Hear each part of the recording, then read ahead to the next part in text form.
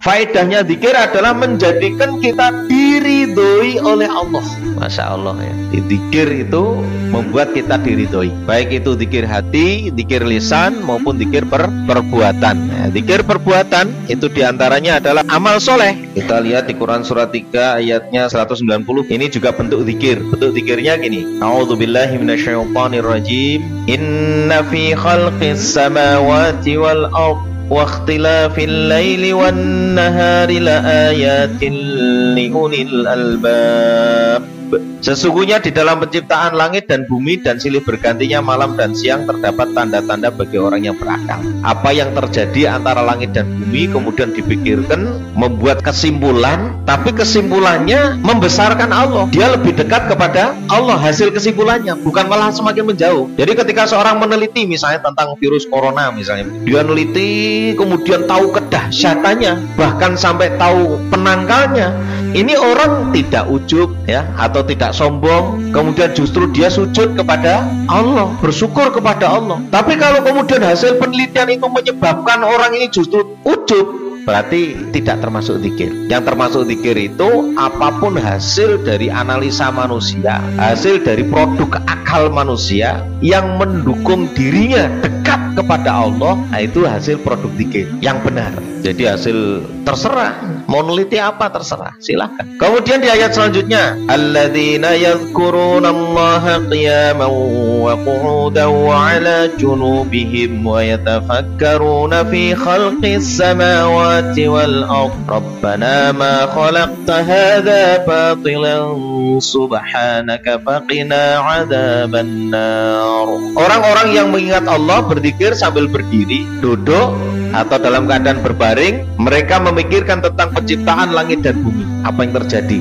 di antara langit dan bumi, terserah mau berpikir apa. Kemudian hasil pemikirannya mengatakan Rabbana ma khalaqta hadza batila subhanaka faqina adzabannar. Jadi wahai Rabb kami, tidaklah engkau ciptakan ini semua, kejadian apa yang ada di antara langit dan bumi ini sia-sia. Maha suci engkau, maka jauhkan kami dari siksa api neraka. Jadi kesimpulan akhirnya itu adalah bahwa apapun yang diciptakan oleh Allah, yang dikehendaki oleh Allah, tidak ada yang sia-sia. Coba ini adalah pikiran, kira-kira apa? Mikirnya kan kejadian. Kalau sekarang kita lihat bencana, itu tidak ada yang sia-sia, pasti ada baik sebagai peringatan. Ya bagi orang yang berakal. Orang yang tidak berakal nggak akan menganggap itu bagian daripada peringatan. Termasuk musibah yang menimpa kita, apa saja? Kehilangan uang, kehilangan emas, kehilangan anak, kehilangan istri, kehilangan suami, kehilangan pekerjaan. Itu tidak ada yang sia-sia. Apapun yang kehendaki Allah, tidak ada yang sia-sia, tidak ada. Ada rahasia di balik itu semua. Ada hikmah di balik itu semua. Walaupun di saat itu dia tidak mampu melihat apa hikmahnya.